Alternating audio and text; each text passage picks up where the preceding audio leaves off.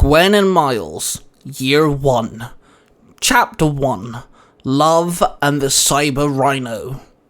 The year was 2014. Miles Morales was the new Spider-Man, having been bit by a spider nearly 7 months prior. Peter Parker had trained him to be the new superhero around the block. His additional venom blasts and invisibility enhanced his crime-fighting skills. Gwen Stacy, originally from Universe 35, now living in Universe 19, she had become Ghost Spider a few years ago, and after her own tragic tale in her own universe, she now lived happily in Universe 19. She was in love with Miles, and they were in a relationship. She sometimes teamed up with other heroes like Miss Marvel, Squirrel Girl, and America Chavez. Gwen strolled through the street of Manhattan, her earphones in, her music turned up full blast, drowning out the surrounding noise, her hands mimicking the beats of the drums as she herself was playing it.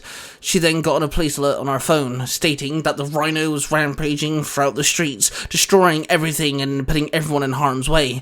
Gwen quickly ducked into an alleyway, and then from the same alleyway, Ghost Spider came swinging out. She swung down the street. As she drew closer, she could see minor explosions down the road. She landed on the wall of a tall building opposite. "Miles, do you read me?" Ghost Spider said as she pressed her communicator in her ear. "I read you loud and clear, beautiful." Miles replied, but his voice didn't come from the communicator. Suddenly, through blue shimmer, Spider-Man appeared above her, sat on the ledge of the rooftop of the same building. "You're an ass sometimes, you know that?" Ghost Spider chuckled. "Thanks, I think," Spider-Man replied. "Come on," Ghost Spider said while shaking her head. Both spider-themed heroes swung down the street. They landed on two separate street lamps and saw the Rhino lifting a police car over his head, with a few police officers standing there shooting at him. "We have to move now," Spider-Man barked. Ghost Spider shot two webs and used them to slingshot herself towards Rhino. She kicked the back of Rhino's legs, forcing him to drop down on one knee, dropping the car behind him. Ghost Spider landed on the ground and caught the car. She grunted as the sheer weight of the car caused some strain in her muscles, but she managed to place the car down safely. Spider-Man swung down, landing between Rhino and the police officers. "Thanks, Spidey," one officer called out. "No problem. Get these civilians to safety now," Spider-Man replied. The police officers nodded at him and started fanning out, getting the shocked or amused public to keep their distance. Rhino stood, spun around, and slammed a fist down on the ground. Ghost Spider jumped back just in time, dodging the attack. She shot two webs which hit the Rhino in the eye, but then she noticed the Rhino was completely armored in some form of new shiny suit.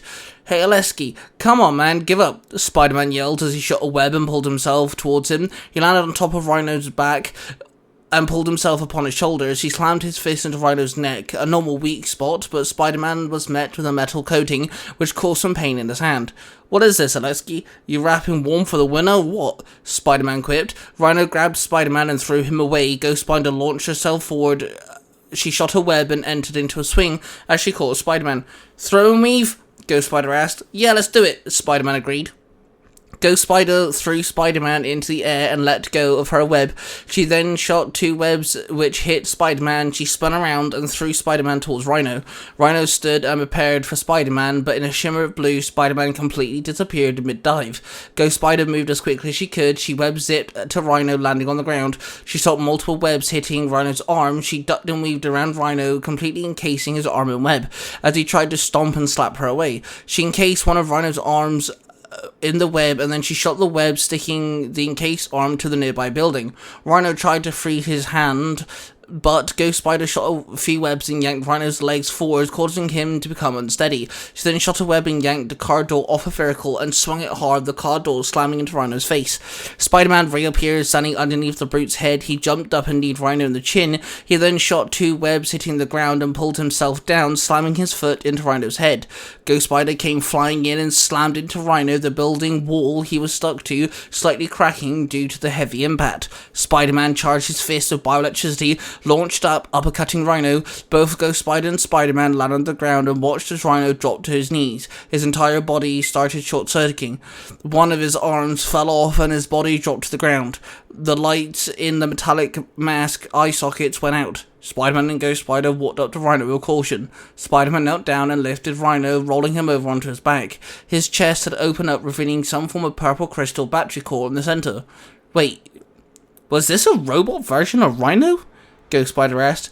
"Explains why I didn't laugh at my quips." Spider-Man replied. He knelt down and removed the battery core. That seems very well crafted, Ghost Spider stated as they both analysed the battery core. We better show this to someone who knows more about this type of thing, Spider-Man stated. And who would that be? Ghost Spider asked. Why, my love, the original Spider-Man himself, of course, Spider-Man replied with a grin. Miles and Gwen walked into the Baxter Building laboratory to find the amazing scientist and leader of the Fantastic Four, Reed Richards. Beside him was his lab partner, Peter Parker. Hey guys, Miles said as he walked up to the scientist duo who was staring at a hologram of some sorts. Hey guys, what's going on?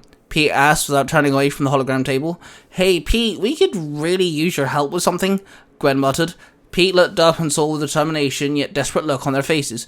Hey Reed, can we take 5? Pete asked. Sure thing, Parker. I'll give Sue a call. Hey, you two, Reed replied. Then he placed his glasses down and walked out of the lab, and Peter turned to Miles and Gwen. Hey, I just want to say thanks again for covering the Spider-Man duties whilst I work here, Peter said. No problem. We ran into a little snag, though, Gwen replied awkwardly. Sure, what's up? Peter asked curiously. We ran into Rhino, but it wasn't a Lesky. It was a robot thing, and I managed to snag its battery power core, but it looks odd. I managed to grab it before the police had a chance to see, but it's like nothing I've ever seen, Miles explained. Sure, let's take a look at it, Peter said, waving his hand out. Miles carefully placed the battery core from his pocket and placed it on the table before Peter. Peter picked it up and had a look. He placed it in the middle of the table, and a holographic version of it appeared before them. Peter enlarged the hologram, removed the metallic shell, leaving the holographic computer components, wires, and the purple crystal. That cannot be right, Peter muttered. What's wrong, Pete? Gwen asked. Peter tapped the table twice and the hologram shrunk and was met with another hologram. It was almost exactly the same, with some minor details missing. Myself, Reed and Tony are working on cybernetic machines that will mimic the Avengers, Fantastic Four, the X-Men, whoever. They're not meant to be perfect clones, but machines that can, do the job. We don't want to replace anyone, just have a temporary strategy just in case. One of us are needed and cannot be around, then we use these. We are people after all, we'd have lives, jobs and families, Peter explained. I mean, that's awesome, Pete, but what does that have to do with what we found? Miles asked.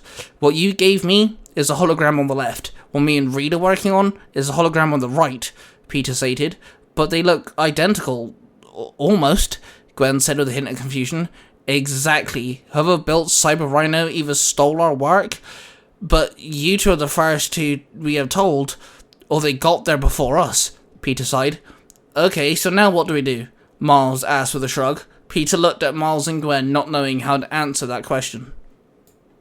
What you have just listened to is a product created by the Three Ranger Bros Studio. Hosted by 3 cosplaying fathers who happen to be massive geeks of all sorts of fandoms.